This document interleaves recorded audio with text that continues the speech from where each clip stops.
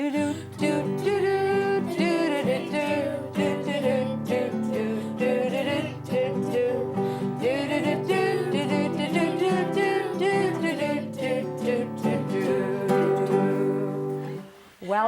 to the Curious Giraffe Show, where there's always a song and no question is wrong. So today we're going to start with our theme song. And would you, Lila, hold up Curious Giraffe? That's our mascot of the Curious Giraffe Show. And let's start with the song we've been learning. Don't flip it yet. That's okay. Giraffe looked over at Eagle and said, "Why was I born to walk? Why were you born to fly?"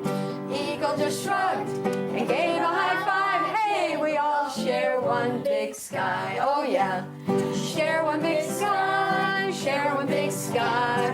Give the world a big high five. Yeah, we're different and we know it, but we all get along. 'Cause we can all share and we can all care. We're different, but we all belong. Zebra. Giraffe looked over at Zebra and said, "Why do I have stripes? Why do you have stripes?" Zebra just shrugged and said, "We come in all types and we all share one big sky." Oh yeah, share one big sky, share one big sky. Give the world a big high five. Yeah, we're different and we know it, but we all get along. 'Cause we can all share and we can all care. We're different, but we all belong. Jaguar. Giraffe looked over at Jaguar and said, "Why am I so tall? Why are you so fast?" Jaguar just shrugged and said, "It's all a blast, but we all share one big sky." Oh yeah, share one big sky, share one big sky. Give the world a big high five. Yeah, we're different and we know it, but we all get along. So we can all share and we can all care. We're different, but we all belong. And then the people. Giraffe looked over at the people and said, "Why do some folks have plenty? Why do some not have enough? Couldn't they all just share their stuff like we all share one big sky?" Oh yeah, share one big sky, share one big sky. Give the world a big high five. Yeah, we're different and we know it, but we all get along. 'Cause we can all share and we can all care. We're different, but we all belong. So today's going to have two parts. We're going to have a review and then something new. The review is about this question about why some folks have plenty and some don't have enough.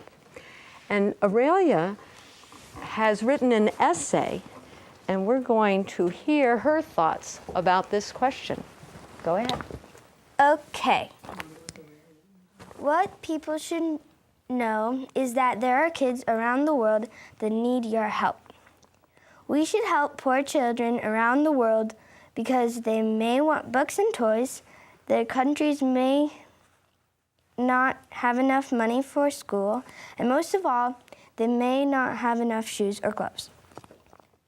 One reason that we should help poor children around the world is that they may want books and toys. For example, children may want books and toys so they can be entertained when their friends are gone. Children may want books and toys because they can tell stories without having to memorize them. Children can learn to share with toys. Another example of this is, at my school we have a book swap. You donate at least 2 books, then you can take a book. The leftovers go to kids that don't have any. You could do the same with toys. I asked 6 people in my class if they ever donated books or toys. Half said no. This makes me think that people don't always think that entertainment and learning is important to poor people, so they don't help. I think that everyone should get the privilege to have books and toys. Another reason that we should help poor children around the world is that their countries may not have enough money for schools. For example, children's countries may not have enough money for a school because the families are poor and can't pay for the children to go, so it can't run. Children's countries may not have enough money for a school because they had a flood or some other natural disaster, and the insurance company can't pay, and/or they don't have one. Children's countries may not have enough money for a school because families already may not have enough money for clothes. Another example of this is one time in summer camp, we had a bake sale to raise money for a school in Guinea in West Africa. We raised over $500 in cash. Remember that you can help countries other than your own. I asked 6 people in my class if they had raised money for a school. All of them said yes. You can do the same and raise money too.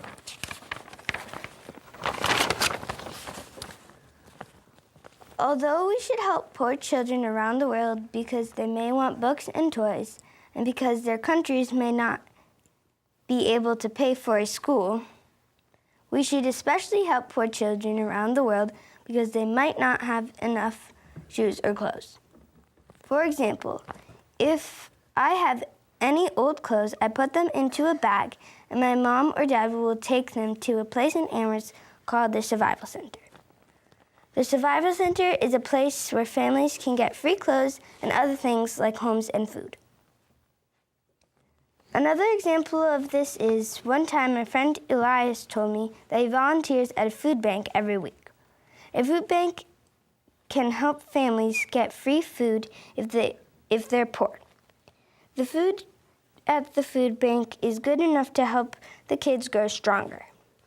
If families go to the food bank, they can use the money they do have for clothes. As you can see, without the food bank, families would have to save even more money for food when they may need it for clothes.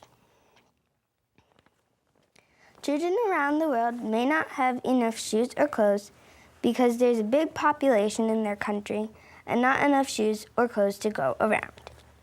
Children around the world may not have enough shoes or clothes because their families don't have enough money to buy them. Children around the world may not have enough shoes or clothes because other people that have more money buy more than enough shoes and clothes. As you can see, volunteering and donating for organizations that help poor children and families is important because without your and others' help, poor kids and adults would struggle even more.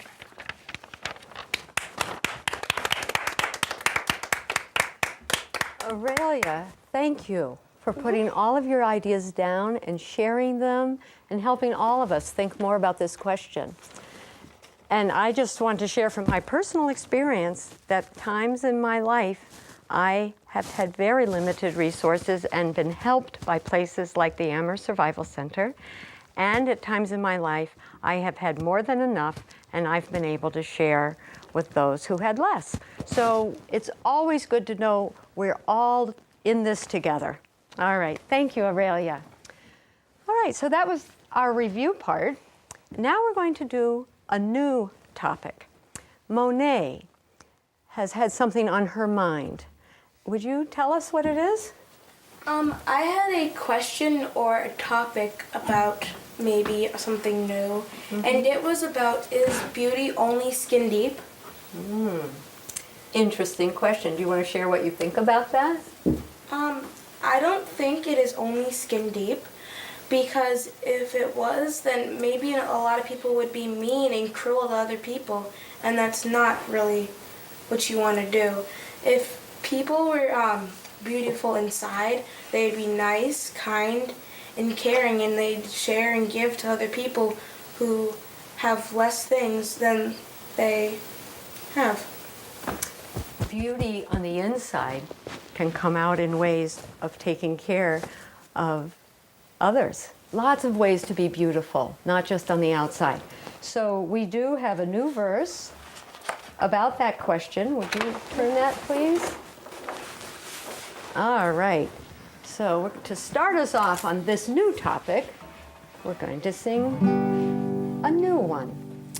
Giraffe looked over at Peacock and said, "Why are you so pretty? Why am I so plain?" Peacock said, "Real beauty's in your heart and brain, and it shines right through your eyes." Oh yeah, shines through your eyes, shines through your eyes. Give the world a big high five. Yeah, we're different and we know it, but we still get along. 'Cause we can all share and we can all care. We're different, but we all belong. So, as I thought about how to think about this topic, I asked some friends, and a friend of mine has written a song called "What If We All Met in the Dark?" And so you couldn't decide anything about the person by just looking at them. You had to try a little harder. So I'd like to teach this, I'll teach this song, and then we'll think a little bit about if you met someone without being able to see them, how would you get to know them? So that's going to be the question. It goes like this. This song was written by my friend Patricia Shee. What if we all met in the dark and learned about each other by what's in our hearts, not by color or size or the shape of our eyes? What if we all met in the dark? What if we all met in the dark and learned about each other by what's in our hearts, not by hairstyle or clothes or the shape of our nose? What if we all met in the dark?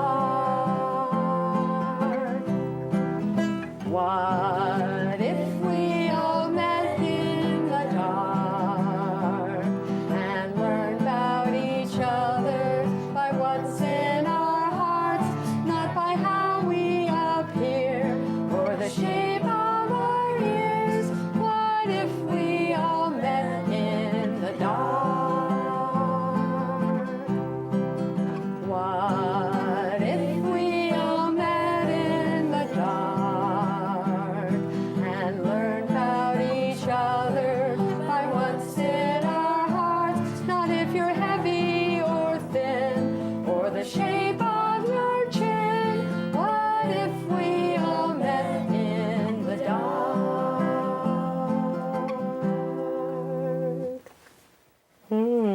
What if we all met in the dark? Couldn't see.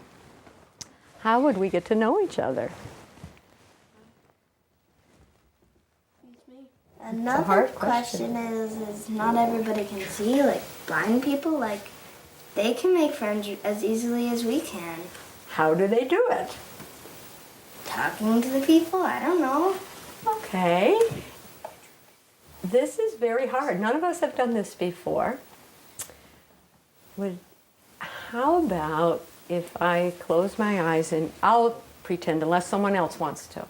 Anybody else? Monet, you want to give it a try? Remember to speak up what comes to mind. Just imagine you came into this room, and let's all close our eyes for a minute and see if we can get to know each other a little bit. Okay, go ahead, Monet. I am 12. I go to school at CHCS. My favorite color is sky blue. I love to swim, read, wrestle, and tennis. Oh, does anybody else here have anything in common with Monet? Yep. Yeah? Oh, what do you have? What would you like to tell us so Monet can get to know you? Who? You. Me? Yeah. Okay. I like swimming and reading too. Swimming and reading. Okay. And my favorite color is sky blue as well. All right. Anybody else? I'll go. Okay, speak up. I'm 12. My favorite color is like rainbow. I like tennis. I like game designing, like making my own games is pretty fun.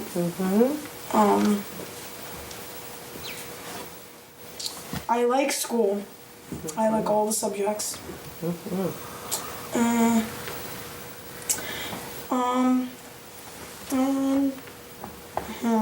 And I think that's about it. Okay. Anybody else?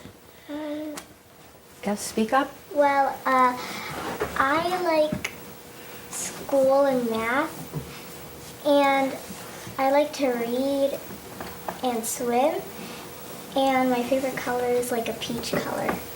Okay. I like math. It's probably So my let's best open our subject. eyes now and relax.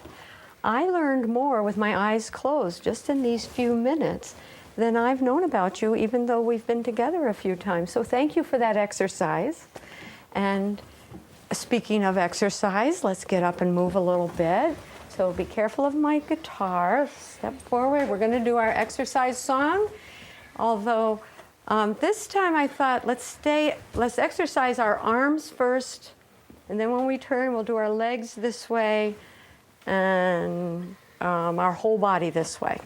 Okay? So let's see. Exercise your body, exercise your mind. Learn about the world around it, exercise kind. Now legs. Exercise your body, exercise your mind. Learn about the world around it, exercise kind. Exercise your body, exercise your mind. Learn about the world around it, exercise kind. Yeah, all right, thank you. Okay, so I did bring the mystery box to keep you curious. And I have a folk tale, a story from another part of the world where they celebrate Ramadan, which is a time for a month. In the morning before sunrise, they have a little bit to eat and drink, and then they go the entire day until sunset before they eat and drink again, because they are using that as a special time to think about forgiving others, how to get along better, being generous, those kinds of ideas. And I really respect that, because I think, wow, can you imagine if everybody in our country did that for a whole month? Yes, Monet.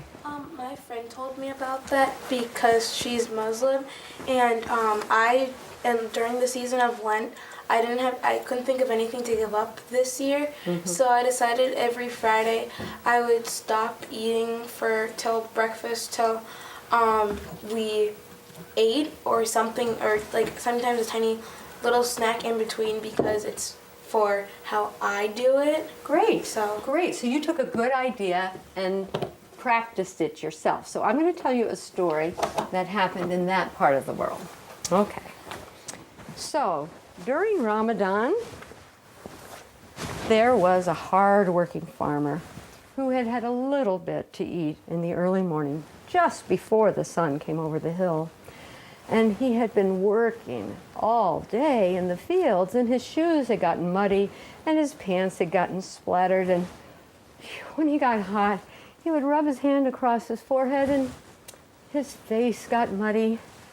But he kept working, and he felt good inside, because the wealthiest person in their village had given a special invitation to everyone to come that night as the sun went down to have a great feast at his house, because he felt he had been so blessed to have so much, and he was going to share.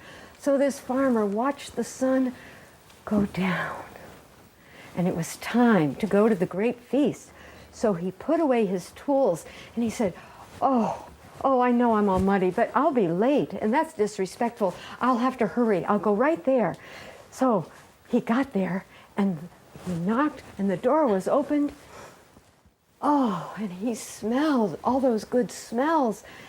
And he smiled, and the master looked at his dirty face and dirty clothes, and he turned and walked away.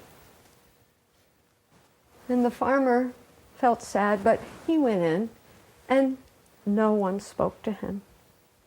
He tried to get some food, and he said, "I'm not hungry. It's not fun to be here." So he put his plate down and he went home. And he took the time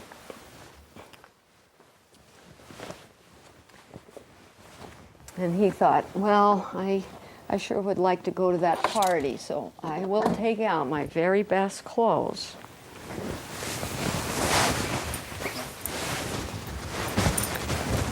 And he did. He got out his shiny, sparkly, special outfit.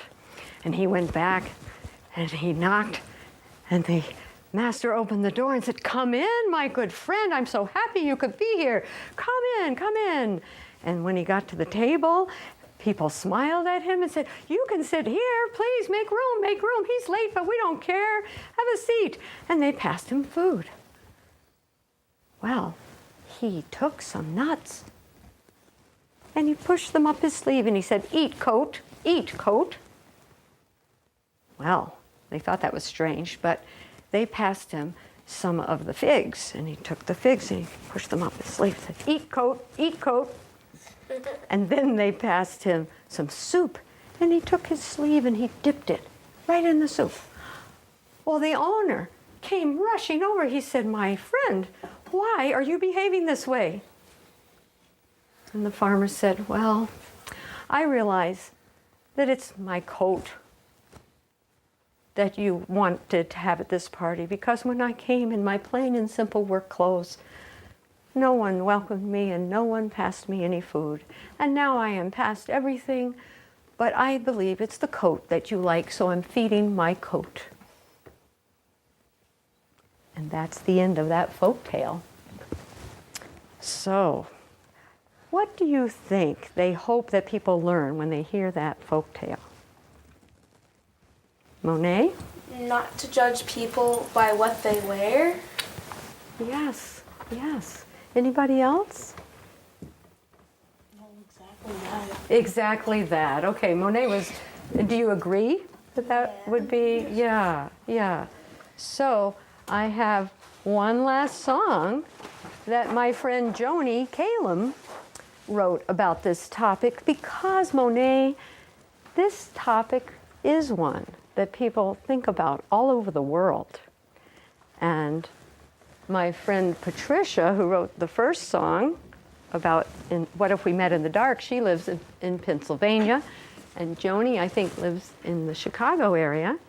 And that folktale came from the Middle East. So this one, it says, "Don't judge a book by its cover." Don't judge a book by its cover. The cover doesn't tell you what's inside. To know what's inside, you gotta open it and read it with your very own eyes. People are like books, you don't know who they are till you listen with your ears and look with your heart. Don't judge a book by its cover. The cover doesn't tell you what's inside. To know what's inside, you gotta open it and read it with your very own eyes. Clothes and hair and skin won't tell you what they're like, but look past those things, meet the person that's inside. So don't judge a book by its cover. The cover doesn't tell you what's inside. To know what's inside, you gotta open it and read it with your very own eyes. All right, thank you. So, like last time, we had little booklets that I gave you to write down when you notice someone caring about someone else or sharing or writing down questions you think of. Today, I have a different kind of gift for you. It's to put by any mirror in your home. I have spent some time looking up important sayings to remind us, even when we're brushing our hair and trying to look good for the day, that, like, here's a good one. There is nothing more beautiful than someone who goes out of their way to make life beautiful for others. And Maya Angelou said, "It is time for parents to teach young people early on that in diversity there is beauty and there is strength." Yes? In our school, we have this little poster that it's one of Maya Angelou's sayings, and it says, "Be somebody else's rainbow in their cloud." Say that again one more time so we all get it. Be somebody else's rainbow in their cloud. Let's all say that together. Be somebody else's rainbow in their cloud. So, and also I have an essay about Maya Angelou for each of you. So, if the viewers at home would like copies of these sayings to put by your mirror, or if you would like the report on Maya Angelou, whose heart is one that we all know is so beautiful. So that's it for today. So let's thank our audience. Thank you for coming today, and we'll see you next time. Bye. Okay, shall we just sing one last time? Don't judge a book by its cover. Don't judge a book by its cover. The cover doesn't tell you what's inside. To know what's inside, you gotta open it and read it with your very own eyes. People are like books, you don't know who they are till you listen with your ears and look with your heart. Last time. Don't judge a book by its cover. The cover doesn't tell you what's inside. To know what's inside, you gotta open it and read it with your very own eyes. Thank you. Do do do do do.